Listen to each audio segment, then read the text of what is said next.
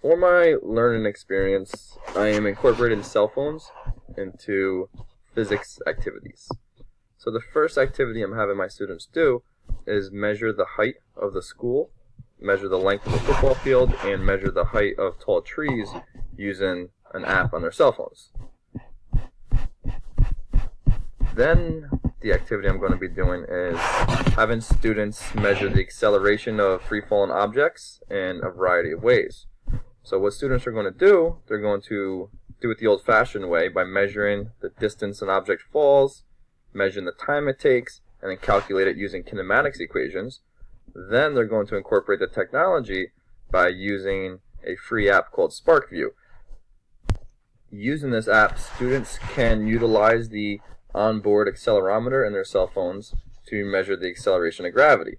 So what they're going to do is they're going to create an apparatus similar to what you're seeing here, where students allow their cell phone to free fall.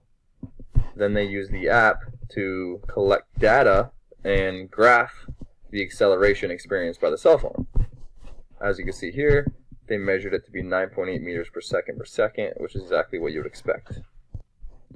Now for the next activity, students are going to use a video analyzing software.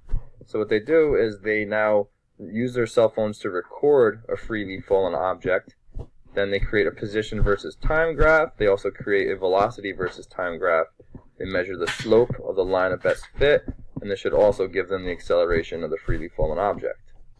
The final activity they do is measure the acceleration of a projectile.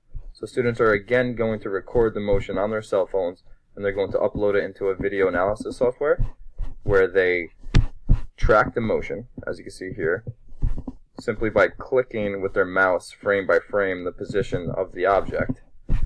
This software is going to give them a velocity versus time graph, and then like the last activity, they have to apply a line of best fit and then calculate the slope, and this will give them the acceleration of the object.